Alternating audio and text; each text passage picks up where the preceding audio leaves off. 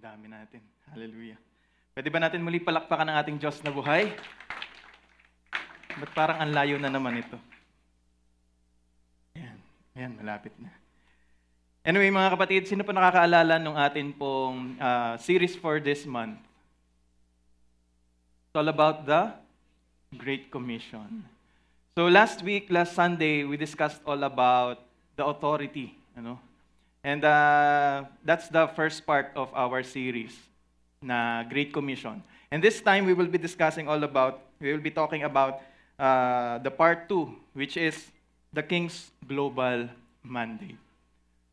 So, ito po yung last week, pinag-aralan natin yung Matthew 28:18. This time, we will be talking about 19. So, hinati po natin to sa 4 na parts para mas mahimay-himay natin at talagang mapag-aralan natin mabuti. Ano ba yung ibig sabihin talaga nitong command ng ating Panginoong Hesukristo na ito? So, ito yung some of the slides na in-include ko last week. So, just as a short recap. So, pag binasa nyo yung Matthew 28:18-20, meron po diyang 4 na all. All authority, all nations, all commandments, and all the days or always. Sa ibang translation, makakita nyo yan. At yan yung focus points natin for this month. So, since we're done with the all authority, which is number 1, we'll discuss now about all nations. Sabi nyo nga po, all nations.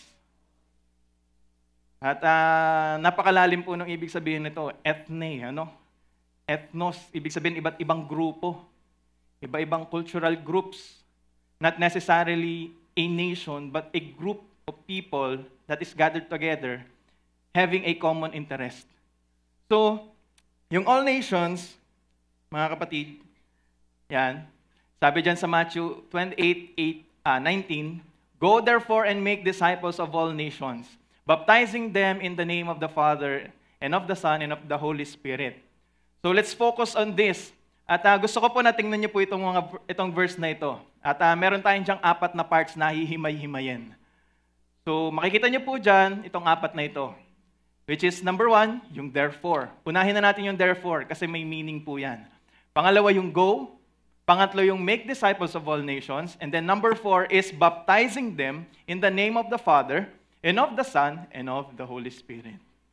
So nakita niyo po ba? Nandyan po yan lahat. Yung 4 na yan. So, again, let's focus on the first part, which is therefore. This talks about the royal reason. Because kapag binagamit po itong therefore, itong word na ito, it means that this statement, na kung saan ito makikita, it means this is connected to the previous statement that is made. So, therefore, here in verse 19, links verses 18-19. So, kung gusto niyo pong maunawaan yung about 18, balikan niyo po yung preaching last week. At ngayon, bibigyan ko kayo ng konting recap dun sa last week natin. Pero kung gusto niyo pong mapanood yun at maintindihan ng full, you can browse it sa YouTube. And yung therefore dito, it reminds us that our confidence comes from Christ's kingship. Bakit po? Kasi in verse 18, He declared that all authority, both in heaven and on earth, has been given to Him. Tama po ba yun? Naalala niyo po ba yun last week? Na sinabi ng ating Panginoon Jesucristo, lahat ng authority, ibig sabihin, the right to rule, has been given to Him. Both in heaven and on earth. So this time, mga kapatid, we are being reminded that if Christ has the authority both in heaven and on earth, we're not volunteers. We're not doing the Great Commission base sa kung ano yung kakayanan natin at kung sino tayo. Kundi we are empowered by Christ's proclamation na lahat ng authority, both in heaven and on earth, ay nasa Kanya na. Ibig sabihin, we are marching under the King's orders. Hindi not your own order. Kung you recognize Christ as the King of your life, ibig sabihin, lahat ng mga sinasabi niya, lahat ng mga utos niya is of utmost importance sa iyo. Ibig sabihin, priority mo yan. Ibig sabihin, dapat mo yang gawin. Because everything that the King says is a law. So last week, diniscuss na natin yan. So right now, we are being reminded that we are not just volunteers, but we are ambassadors of the King. Ibig sabihin, binigyan tayo ng authority. Hindi tayo nag-volunteer, Lord, gamitin mo ako. No. Christ ordered us, and He made us carry His authority as we do His command. So humahayo tayo hindi dahil sa sarili nating kakayanan, hindi dahil sa sarili nating authority. We have the authority that comes from the King. The one who is in authority both in heaven and on earth. Tama po ba yun? Amen po ba? So, balikan natin yung sinabi doon, which is exousia. Pasa exousia, all authority. No? Sabi dyan, it is the legitimate right and sovereign power to rule. So, nung sinabi ng ating Panginoong Hesukristo na nasa Kanya lahat ng authority, ibig sabihin, sinabi niya na lahat ng legitimate right and sovereign power to rule ay nasa Kanya. Wala sa kung sino man, kundi nasa Kanya. Pangalawa po, Christ's authority in heaven extends on earth. Christ's authority in heaven extends on earth.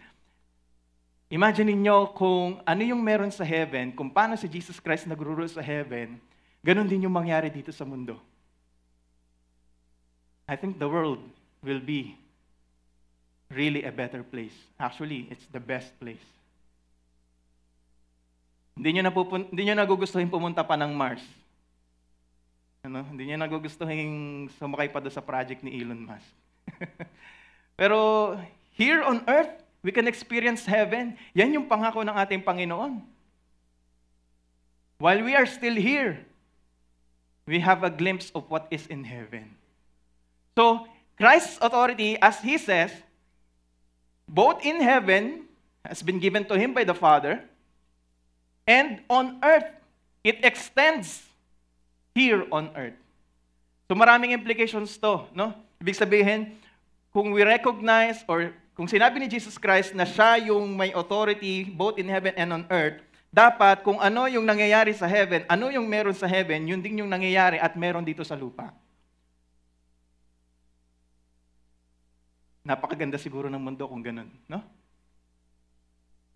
But again, this is to tell us that His commands is not just a mere suggestion, but His commands carries divine weight. Ibig sabihin, mabigat pala yung utos ng ating Panginoon at meron tong great importance, utmost importance.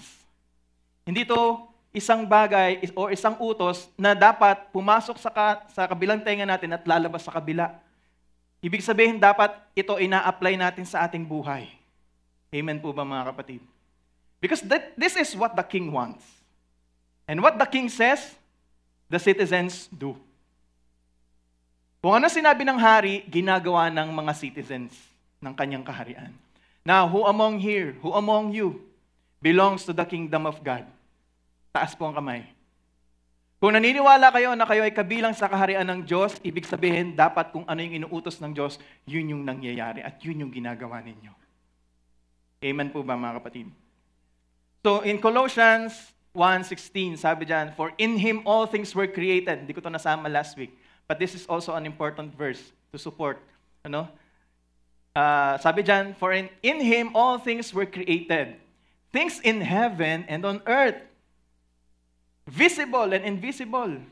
Whether thrones or powers or rulers or authorities. All things have been created through Him and for Him. Ibig sabihin mga kapatid, lahat ng bagay dito sa mundo ay umiikot sa ating Panginoong Hesukristo. Kaya yung authority, lahat ng meron dito sa mundo, nakikita nyo naman yan o hindi nakikita, yan ay lahat umiikot sa ating Panginoon. Sabi pa nga dyan sa kasunod, all things hold together sa pamamagitan niya. In Him, all things hold together. So, kahit ano palang aspeto ng buhay mo, kapatid, ay dapat umiikot sa ating Panginoong Hesukristo. Hindi umiikot sa crush mo.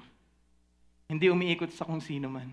Kundi dapat umiikot yan sa hari ng buhay mo. Amen po ba? Pwede po ba yon? Kaya ba natin yon mga kapatid? Na yung buhay natin hindi na umiikot sa sarili natin, hindi na umiikot sa crush natin o sa kung sino man, kundi umiikot na ito sa ating Panginoong Hesukristo. And this is the challenge for each and every one of us. Now, to tell you, mga kapatid, the authority that Jesus Christ proclaimed during Matthew 28:18, this was long prophesied.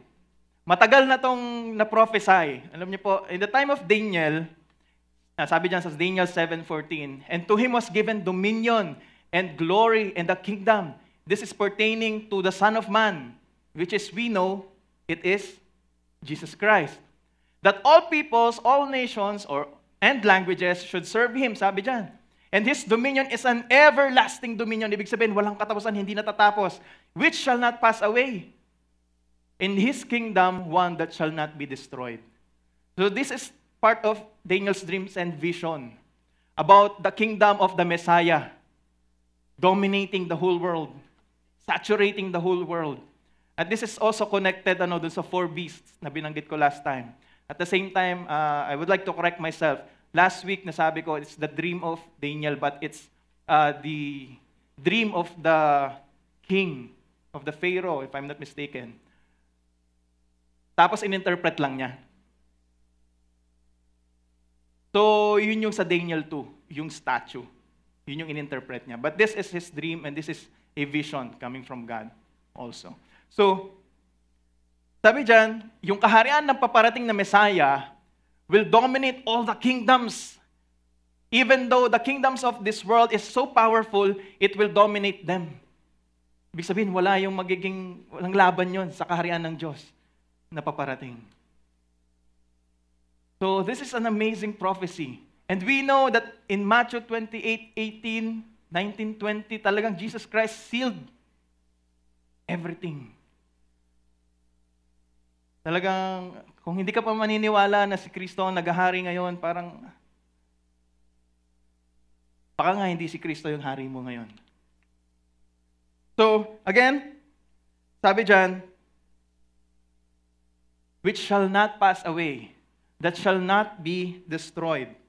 So, makikita natin mga kapatid, that He is given a dominion that will never end.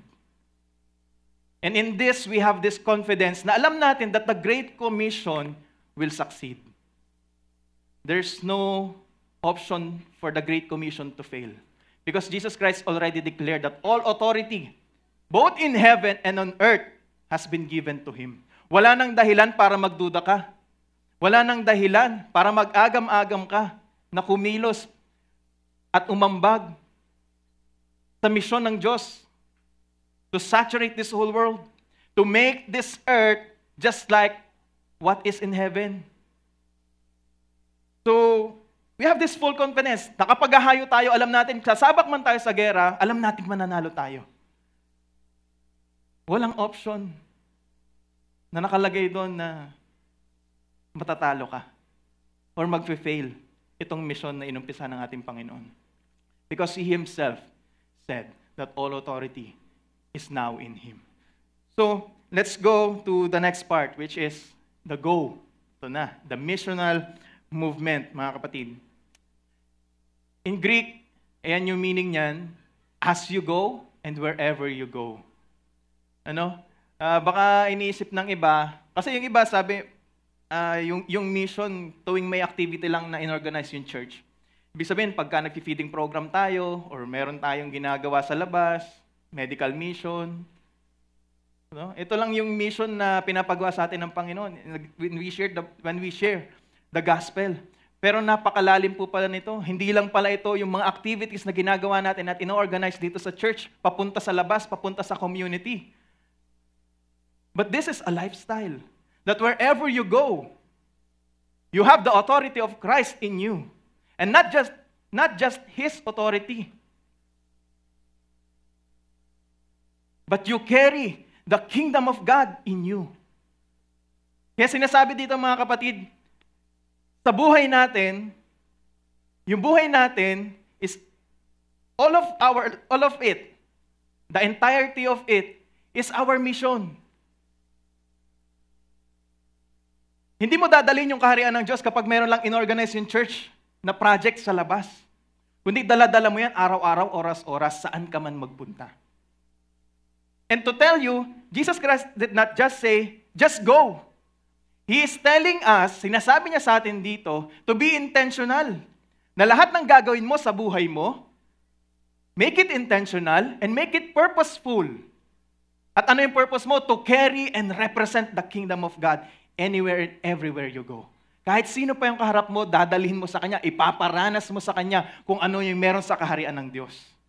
Yun yung sinasabi niya rito. For most of us, akala natin, the go, yung mission dito is kapag nag-organize lang yung church. No, it's your life. Yung buong buhay mo. Sabi niya dyan, as you go, and wherever you go. Hindi, as you go, when the church have a mission.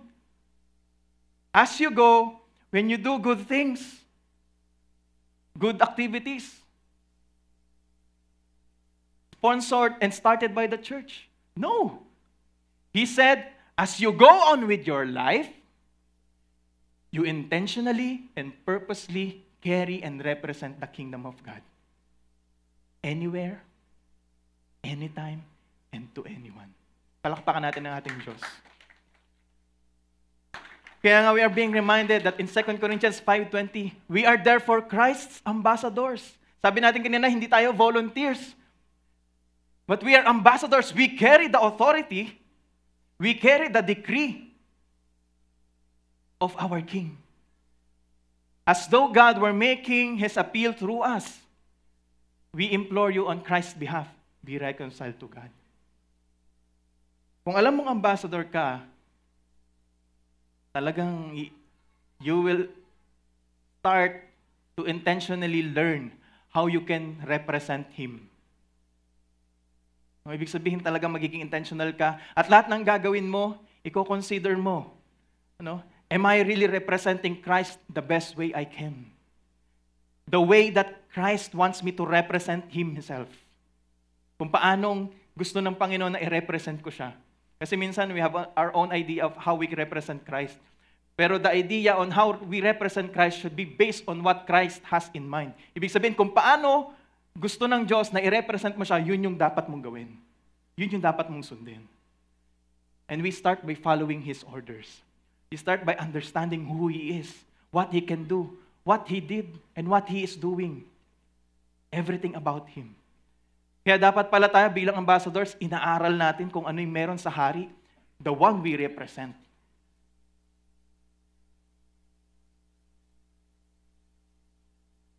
At ang pangako sa atin ng ating Panginoon, you will receive power when the Holy Spirit comes on you. And you will be my witnesses in Jerusalem, in all Judea and Samaria, and to the ends of the earth. As you represent Christ wherever you go, the Holy Spirit will empower you to share what it's like to be in the kingdom of God. Sabi ng iba, yung interpretation nila dito, yung Judea, or Jerusalem, rather, is the closest, which is your family, your home, your friends, sabihin na natin, and your neighbors, mga kapitbahay mo. Yun na yung Judea and Samaria. Some of your neighbors, kaaway mo. And the last one, to the ends of the earth, is to complete strangers. You represent Christ in your home. You bring Christ's kingdom in your home. You start with your home. And now, you bring it to your neighbors, sa mga karatig mo. And now, you bring it to complete strangers, to the whole world. To those who have not yet heard about Jesus Christ. And who have not yet accepted Christ as their King. So mga kapatid, God is telling us not just to go, na parang, sige, punta tayo dyan, tas wala naman sa puso natin, hindi tayo intentional. Hindi, for attendance lang. Trip-trip lang, kasi parang masaya dun eh. Minsan, nadadala tayo ng hype ng mga activities na to. Minsan, pag may activity in church, sir, sali ako, pero pagdating dun, parang wala naman sa puso mo yung ginagawa mo. O kaya, napipilitan ka lang. O kaya naman dahil nandun ayoko nang banggitin kung sino, yung crush mo, o kung sino man. Baka mamaya sa ibang reason ka na nakatingin. Well, in fact, this time we are being reminded, what should be our reason when we join the mission? Not just the mission na ginagawa ng church, kundi yung mission natin sa buhay natin bilang the church mismo. So, we as people of the kingdom of God, we don't go to conquer by force, but to transform by truth. I remember this, parang reels yata yon. Sabi niya, pinipwersa ko yung mga anak ko na umattend ng church. Pinipwersa ko yung family ko na umattend ng church. Tatay kasi siya. Pero siguro yung iba, they feel offended. Bakit mo pinipwersa sa church? Dapat hinahayaan mo sila mag-decide.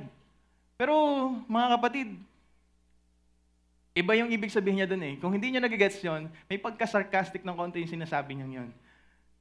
Kung hindi niyo nauunawaan yung sinabi niya doon, ang gusto niyang sabihin doon, I teach them the truth. I make them go to church to learn how to be the church because that is what God wants. That is the truth. Kaya some people are being offended when we share the gospel in our homes, in our neighbors, and to every stranger there is. Some of them may feel offended kapag sinasabi mo yung katotohanan sa kanila. But that is what we should do. Not all of them will accept. But our mission is to tell them the truth. The truth that we have received from God.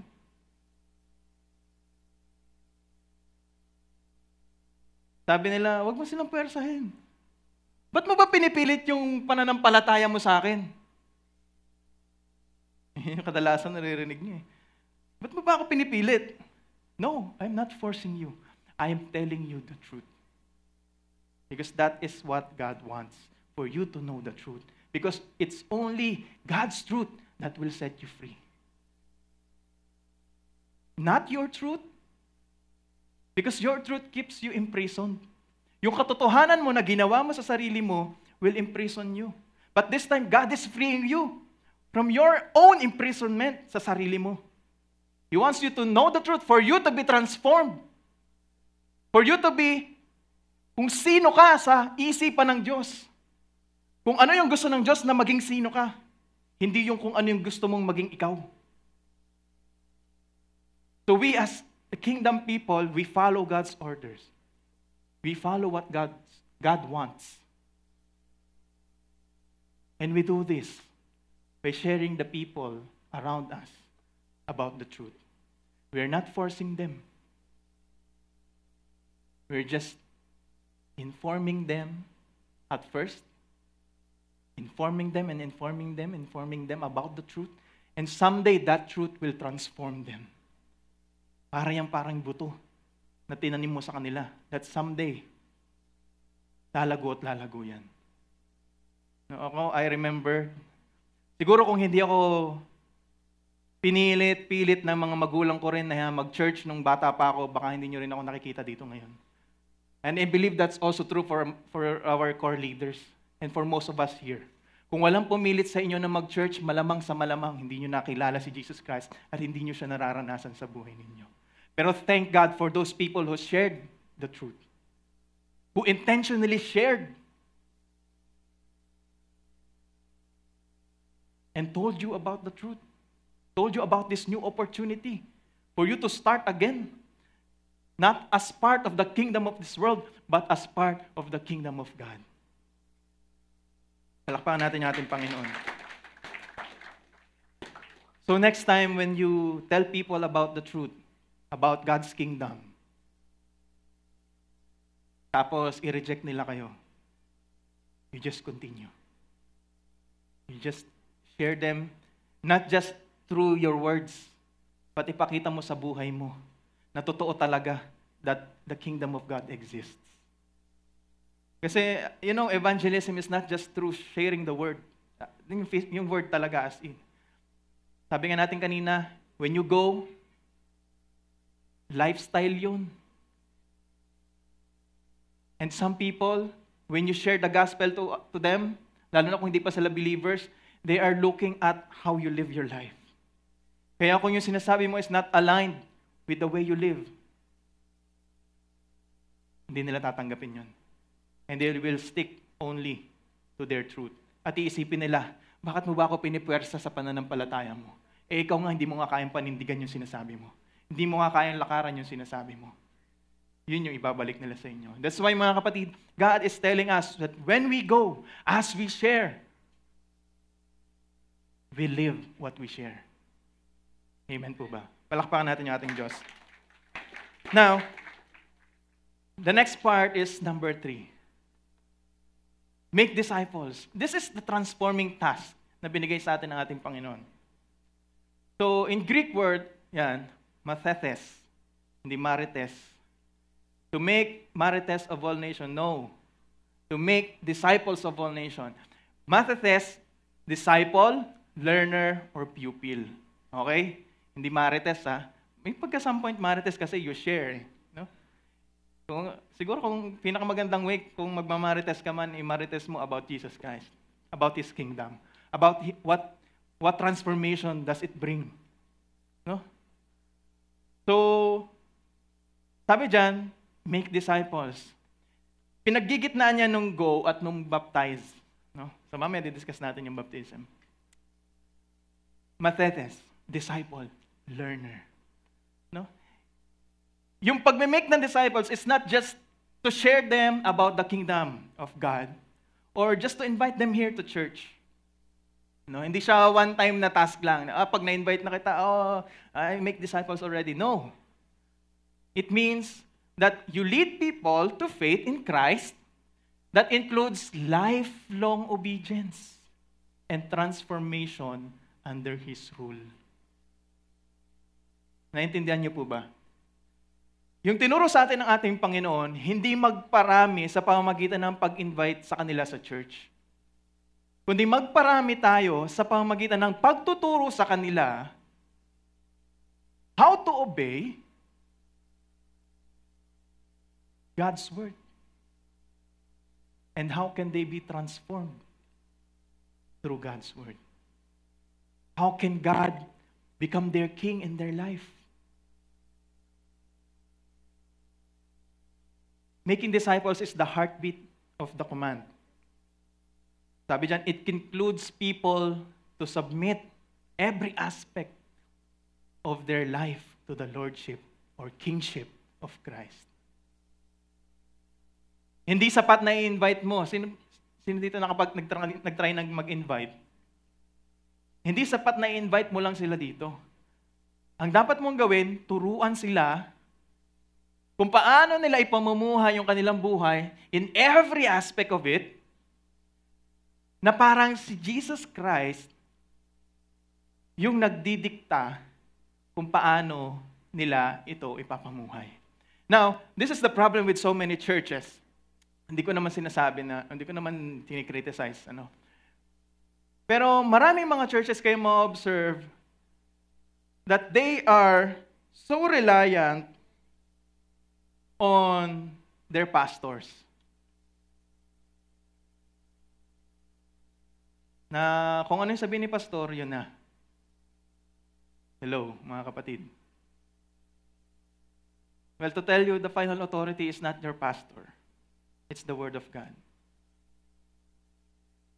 So, when we teach as much as possible, mga kapatid, we encourage you to also read the Bible, to study it. No, kasi mahirap naman na kung ano lang yung sinabi ni pastor, yun lang yung iti-take mo. Kumbaga parang kung sabihin na natin na yung preaching nila ay pagkain mo, parang once a week, twice a week ka lang kumakain. Tapos yung sustansya lang na nakukuha mo, from dun lang sa 2 beses kang kumakain. No? So, how can we shape the world into the kingdom of God kung we are so reliant on the people? We just rely on the God who gave His word to us. No? We can shape the entire world's culture into the culture of Christ's kingdom by knowing what kind of culture does God want.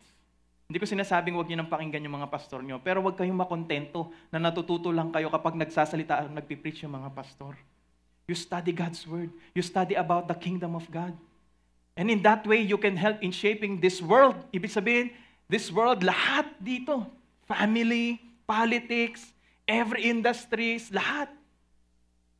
To make it as if God is reigning.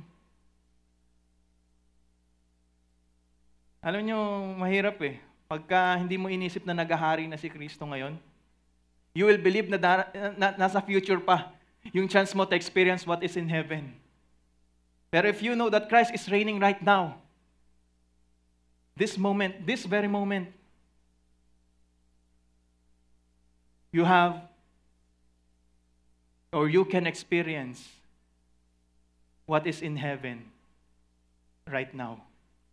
Hindi mo na kailangan maghintay pa ng future, kundi ngayon mismo. You can shape this world's culture into the culture of Christ's kingdom. Kung ano yung meron sa kaharian ng Diyos, kung ano yung meron sa kaharian niya dun sa langit, yun din yung meron dito sa lupa. Where His presence is felt everywhere. Where He dwells with His people. Na kung saan lahat ng tao na nakapaligid doon o naandun sa loob doon, talagang masasabi nila, buhay talaga ang Diyos. At siya yung naghahari ngayon. No? And this is a challenge for all of us. Because sabi sa Matthew 6:9-10, this is Jesus Christ praying. Sabi niya, your kingdom come, your will be done on earth as it is in heaven. Your kingdom come, your will be done on earth as it is in heaven. Hallelujah. So, what is in heaven should manifest here on earth. Kaya kung ano yung meron sa langit, mga kapatid, yun yung dapat meron dito sa lupa. Ang problema, nakikita nyo ba na kung ano yung meron sa langit, nasa lupa na ngayon? Marahil part of it. Pero trabaho natin yung hindi pa. Yun yung trabaho natin. To make this world, the remaining part of this world, na hindi pa nadarama or nakikita yung kaharian ng Diyos, trabaho natin na dalhin doon yung kaharian ng Diyos. Palakpakan natin yung ating Diyos na buhay. Hallelujah. Now, kagaya nga ng sinasabi ko kanina, akala natin, si pastor lang yung may task to carry out the kingdom. Or si elder lang yung may task to carry out the kingdom, to represent the kingdom. Minsan, nakala natin, yung mga leaders lang natin, yung nasa ministry lang, sila lang yung inutusan ng Diyos to go and make disciples. No, mga kapatid, to tell you, sabi niya dyan sa Ephesians 4:11-13, so Christ Himself gave the apostles, this is the fivefold ministry, apostles, prophets, evangelists, and pastors, the pastors and teachers. For most of us, nakafocus lang tayo dyan sa verse 11. Nakakalimutan natin to, 12. Basahin nga natin yung 12. To equip His people for works of service, so that the body of Christ may be built up. And who is the body of Christ? Kaya huwag niyong iasa kay pastor at kay teacher o dito sa fivefold ministry. Kasi ang sabi dyan, malinaw na malinaw, kaya binigyan tayo ng ating Panginoong Jesucristo ng 5 yan. Hindi mang yan, 5 na mga yan. Is to equip us para turuan ang bawat isa sa inyo. Kaya nga mga kapatid, marami sa atin, pag namatay yung pastor sa church, parang ang lamyana, parang because we are so reliant on them. Nakalimutan natin, hello, we have a part. Their part is to teach us how, to train us, how can we represent God's kingdom. So kung tinrain nila kayo to represent God's kingdom, sa tingin nyo, nasa kanila lang ba yung trabaho para sa paghayo? To go and make disciples? No. Nasa inyo. Kaya ayaw natin dito sa church natin na dumating yung panahon, halimbawa mawala kami, mawala yung mga tagapagturo ninyo, matigil na lang yung gawain. That is the greatest failure. Kaya nga ngayon, pinagsusumikapan natin to equip you, to train you, so that the body of Christ, you, the church, will be built up. You are ready for the battle. You are ready for the task. You are ready for the transformation of this world by representing and carrying the kingdom wherever you go. So mga kapatid, malinaw na po ba? Hindi lang trabaho ni pastor o ng mga elders o ng mga leaders, kundi trabaho nating lahat bilang church. Yung pag-make ng disciples. Palakpakan natin yung ating Diyos. Kung right now you are part of a discipleship group, huwag mong i-aim na part ka lang yan. You aim that someday you will become someone who lead the discipleship group. Because that is what Jesus Christ is telling us. That's the reason why He gave these fivefold ministries. Not for you to remain as mere listeners, but for you to become leaders as well. No? So palakpakan muli natin yung ating Diyos na buhay. Because Jesus did not simply gather crowds. When He preached, yes, they gathered crowds, but that is not what makes His kingdom penetrate the whole world or saturate the whole world. He trained 12 men to carry His life and message.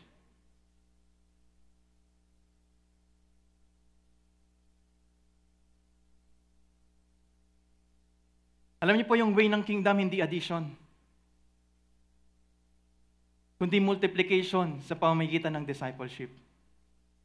Hindi sa pamamagitan ng pag-i-invite lang, kundi sa pag-train sa kanila so that their life reflects Jesus Christ's life and His message.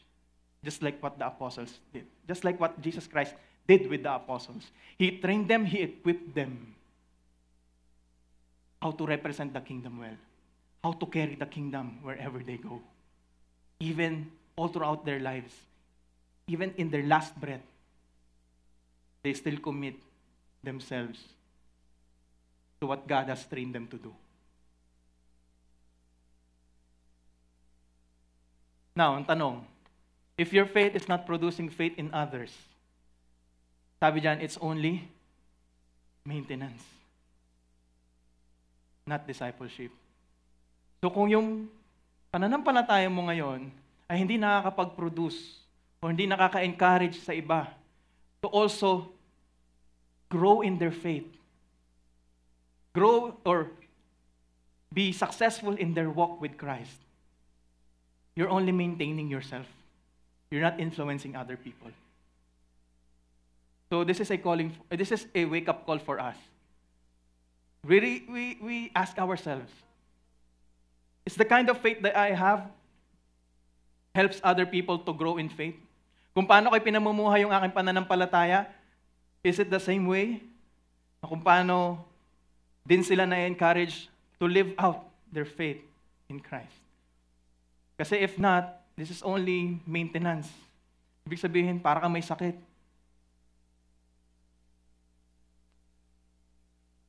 Pansarili lang.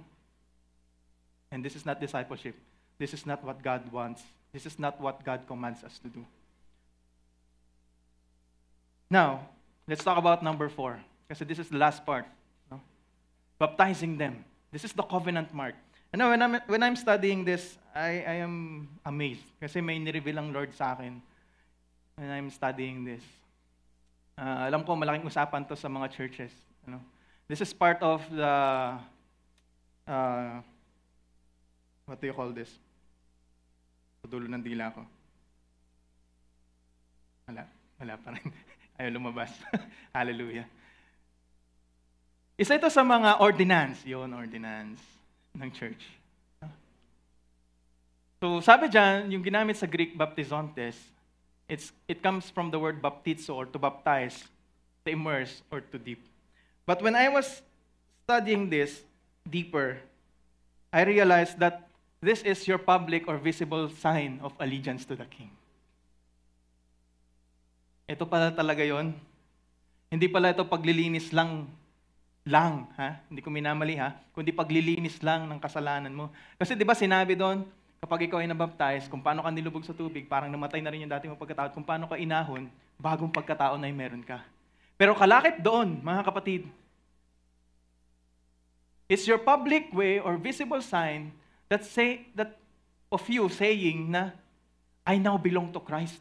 He is now my King. I no longer belong to the kingdom of darkness, but I belong to the kingdom of God. Ibig sabihin, lumilipat ka na ng sides. Hindi na sa kampo ng kadiliman, kundi sa kampo ng Diyos. Kinikilabutan ako mga kapatid. Alam niyo kung bakit? Because God is great. He is wise. Sobrang talino ng ating Panginoon. It signifies full identification and not just partial association. Kaya nga sinasabi doon pag nilubog ka sa tubig, kinakalimutan mo na yung dating mong pagkatao. Full! Naalala ko nga, nagbibiruan kami. Parang, siguro sa dami ng kasalanan, sa dami ng mga maling nagawa, parang sabi namin, pag nilubog siguro tayo sa tubig, pag binaptize ulit tayo, baka mga hindi lang 10 minutes bago tayo iahon. Parang wala talagang tirano. Naisip ko talaga yung dati. Sabi, kung bibilangin ko lahat ng pagkakamali ko, siguro pag nilubog ako sa tubig, baka maiga na yung swimming pool, hindi pa ako pwedeng iahon. Parang ganun ano. Though it's an exaggeration, but may katotohanan Kasi we're not worthy to receive Him. We're not even worthy na sabihin sa Lord, Lord, ayoko na sa kaharian ng darkness, sa kaharian ng mundong ito. Sa'yo na lang ako sasali, sa kaharian mo.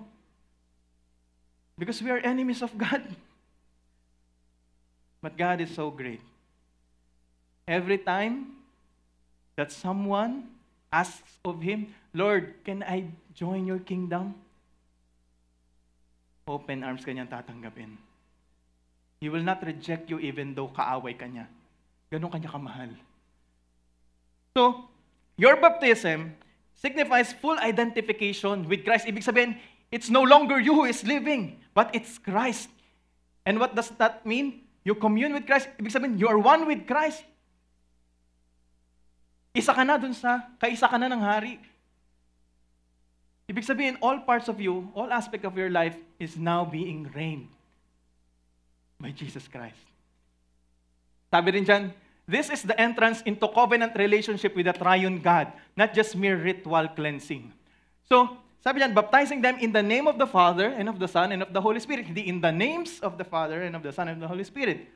Which means that we are being baptized, we are entering into a covenant with the triune God. The Trinity. No? Hindi lang tayo basta, we are being one with the Trinity, not just parang paglilinis lang, parang naligo ka lang, no? Parang nagbabad ka lang. Hindi ganon. Sinasabi dyan, when you are being baptized, you are pledging your allegiance to your new King. You are changing your sides.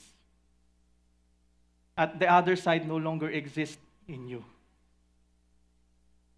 So, mga kapatid, Romans 6:3-4 says, or don't you know that all of us who were baptized into Christ were baptized into His death? Ibig sabihin, patay na rin tayo.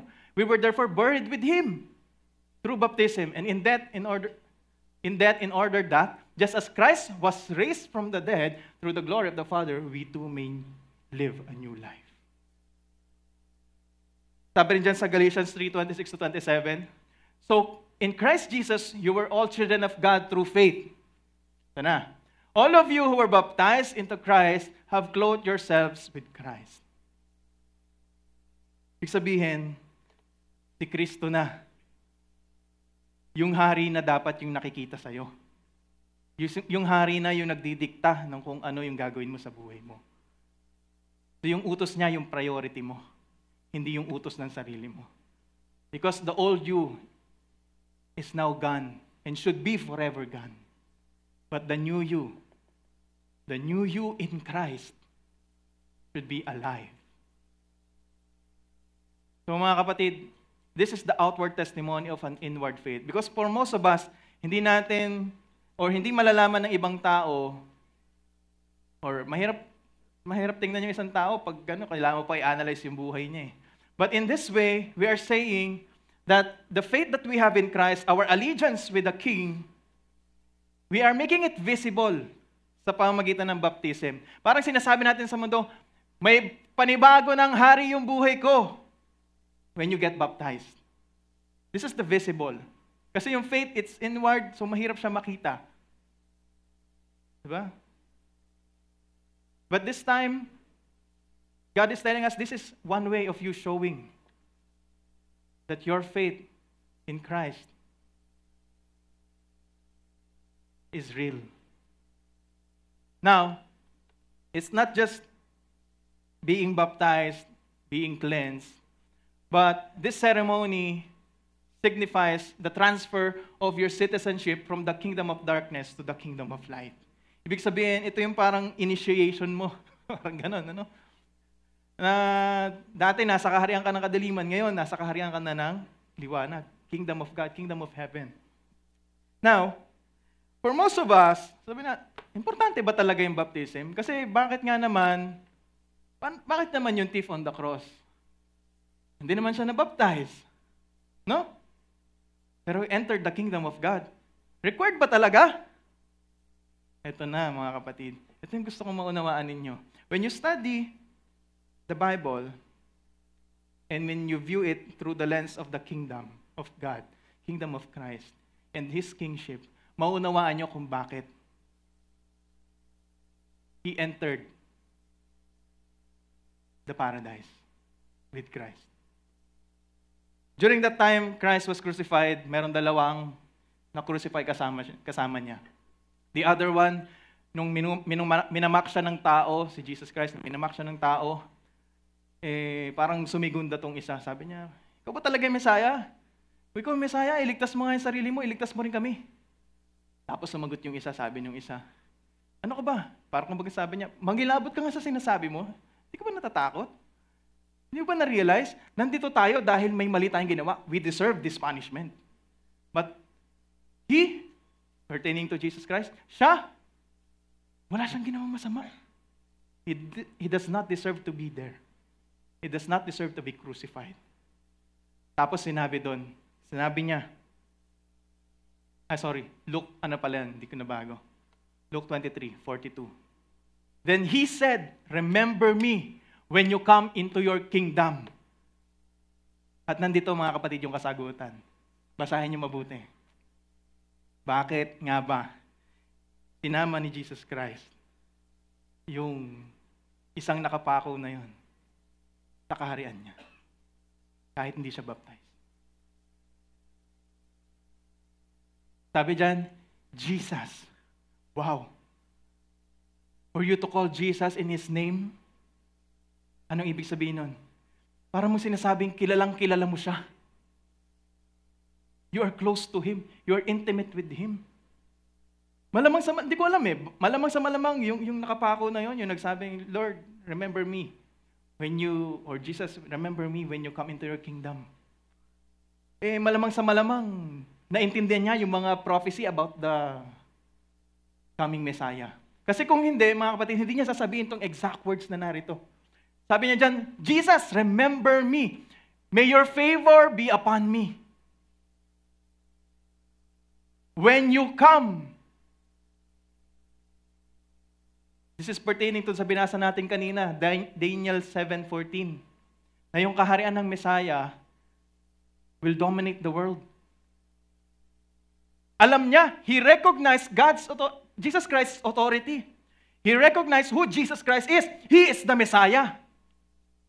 And during this time, with the very little that is remaining in his life, he pledges allegiance to the King. Alam niyo po kung bakit natin nasabi?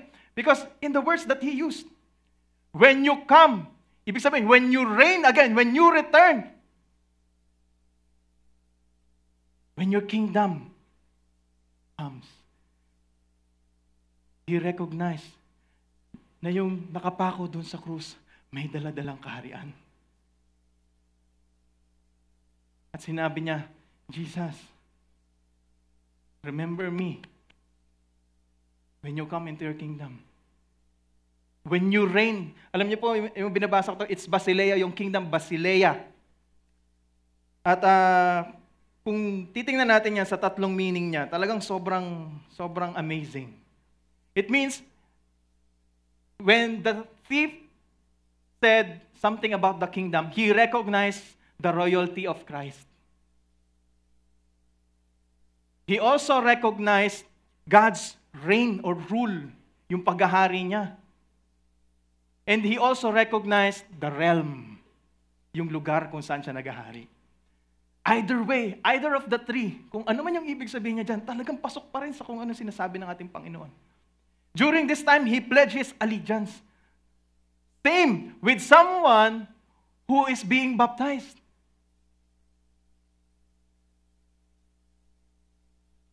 Sinasabi mo, Jesus, I am pledging my allegiance to you.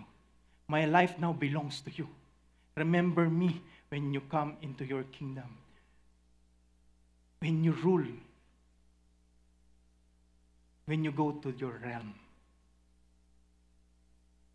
So mga kapatid, this is something amazing. Jesus, remember me when you come into your kingdom. Kaya I encourage all of you, mga kapatid, lalo na dun sa mga nagtitrain to be part of the ministry, for you to be baptized. Ang maganda dito kasi mga kapatid, your baptism will become your public way of saying that you do not belong right now to the kingdom of darkness, but in the kingdom of light. That your allegiance, full allegiance, not partial allegiance, is now in Christ. Kaya kapag nag-serve kayo sa Kanya, talagang you bear the authority. You have the power to accomplish what He wants you to accomplish in His kingdom. So, I encourage all of you, lalo na yung mga leaders natin, yung mga to be baptized. Kasi this is also part of God's command sa atin. Not just to go intentionally, not just to make disciples, but to baptize them in the name of the Father and the Son of the Holy Spirit. So, if baptism identifies us with the King, living a life that doesn't reflect His kingdom betrays the meaning of that baptism. Itong bagay na ito, mga kapatid, ay hindi lang para sa mga hindi pa nababaptize, kundi ito ay also for us who are baptized, and yet we are living as if hindi natin ipinamumuhay the very reason why we became baptized. Bakit tayo nagpabaptize? So, kanina, we are encouraging those who are not yet baptized to be baptized. But this time, we're also encouraging those who are baptized to live like you are baptized. Kasi minsan, we're so focused on doon sa hindi pa nagpapabaptize, dapat magpabaptize ka, dapat ganito kanya. Pero ikaw naman na-baptize ka na, ni hindi mo naintindihan na meron kang dapat na way ng pamumuhay. The very reason why you get baptized. Dapat makita sa buhay mo that your allegiance, full allegiance, is now to the King. Pero hindi, sabi nga natin, para tayong zombie. Patay, yung dati mong pagkatao na patay na, palaging bumabangon. Walang zombie sa kaharian ng Diyos. Amen. Walang zombie sa kaharian ng Diyos. Amen. Walang zombie sa kaharian ng Diyos. Palakpakan natin yung ating Diyos, mga kapatid. If you became baptized and you pledge your allegiance to the King, there's no turning back. Wala nang U-turn, mga kapatid. The only way is for you to go forward to where Christ wants you to be.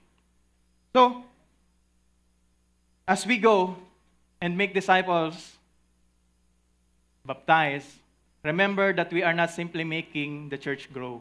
Kagaya nga nasabi natin kanina, itong mga pinapagawa ng Diyos ay hindi basta para lang lumago yung church. Kanina in-explain din ng mga speakers natin, na hindi tayo sinave ng Diyos, hindi niya tayo tinrain for just our own benefit. Kundi sa pamamagitan ng pag-train sa atin, mga kapatid, No? Magawa natin kung ano yung utos ng Diyos. We are extending the reign of Jesus Christ until the earth is filled with His glory just like in heaven. Na kung paano dito sa mundo, kung saan man tayo lumingon, lagi nating makikita, we will glorify God because of this. We will see that God is here. Bakit? Kasi His presence is here. Bakit? Kasi the people here knows His commands and do His commands. They live as if their culture is same with the culture that is in the kingdom of God. No? Kaya ang sarap nitong unawain eh, no? Kaya hindi ka na magde-disciple for the sake lang ng Maguyon Church. But to extend heaven here on earth. To extend heaven here on earth. Hindi para yung church yung lumaki, kundi para itong mundo ay maging kagaya ng kung ano yung meron sa langit. What His will is, will also be done here. Kaya bawal ang passive. Sabi mo sa katabi mo, bawal ang passive. Dapat active. Hallelujah.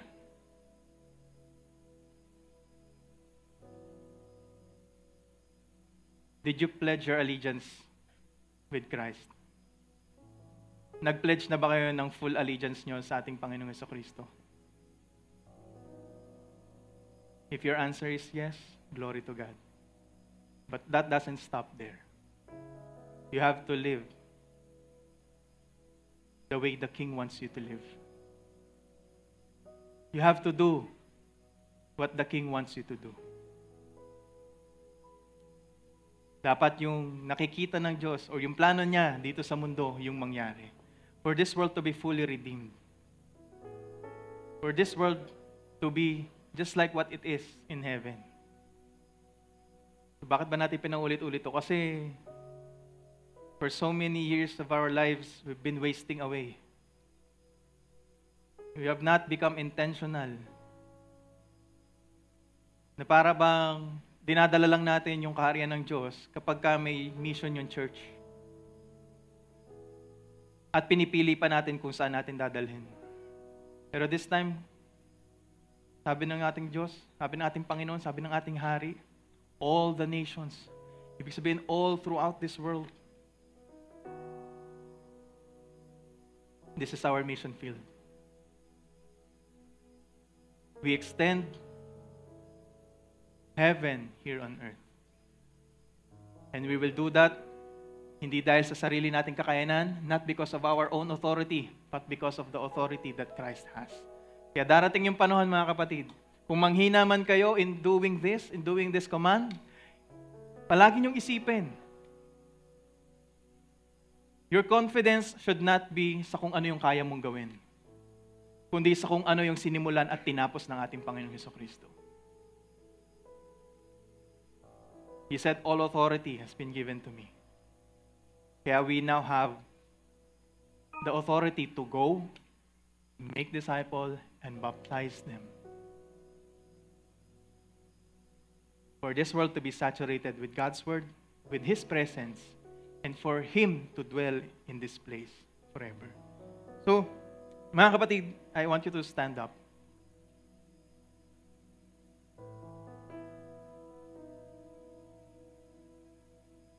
I will end with this. Sabi dyan, the King's command to make disciples and baptize the nation ay hindi isang church project, kundi it is heaven's plan to reclaim the earth. For this earth to be a colony of heaven, na kung ano yung makikita mo at mararanasan mo, mawi-witness mo sa heaven, yun din yung mawi-witness mo dito. But, again, this is our direction. Palago ng palago yung kaharian ng Diyos. Kaya wag niyong isipin na huminto. We are here helping you, for you to be trained. But sikapin nyo that one day, kayo naman. Kasi yung buhay natin bilang tao is very limited. Pero hindi ibig sabihin nun na pag wala yung leader, pag nawala yung pastor, nawala yung kung sino man, titigil na kung ano yung naumpisahan ng ating Panginoong Jesucristo. Magpapatuloy yun dahil si Jesucristo mismo nagsimula nun. At siya mismo yung tatapos nun. Siya yung mag-a-accomplish nito. Hallelujah, hallelujah. Let's pray. Thank you, Lord God. Hallelujah. We praise you. We glorify your name. Maraming salamat po sa hapong ito for the revelation, for the message, Lord God, na binigay mo po sa amin. We have understood right now, Lord God, that we have this mandate, global mandate to go make disciples and baptize them, Lord, in the name of the Father and of the Son and of the Holy Spirit. And Lord God, thank you for making us realize na hindi po kami dapat maging passive, kundi maging active, Lord God, sa pinapagawa mo. Maraming pong salamat dahil pinaunawa mo sa amin yung aming part sa iyong utos. And teach us, Lord God, and help us to do our part, to do what we can do, to make this earth just like what is in heaven. Maraming salamat, Panginoon, dahil kami na dati mong kaaway, mong ituring, mga basura lamang sa iyong harapan. Pero ngayon ay ginagamit mo sa pagpapahayag ng iyong paghahari dito sa mundong ito. Maraming salamat, Lord God, dahil kung sa sarili lang namin, Lord God, na achievements kami magbabase, sa sariling kakayanan lamang, Lord God, very limited yung aming pong magagawa. But thank you for assuring us. Thank you for making us put our confidence, full confidence in your word. Before we go, before we make disciples, and before we baptize them, you have assured us that all authority in heaven and on earth has been given to you. Kaya wala dapat kaming pagdududa, ni takot man sa aming mga puso't isipan.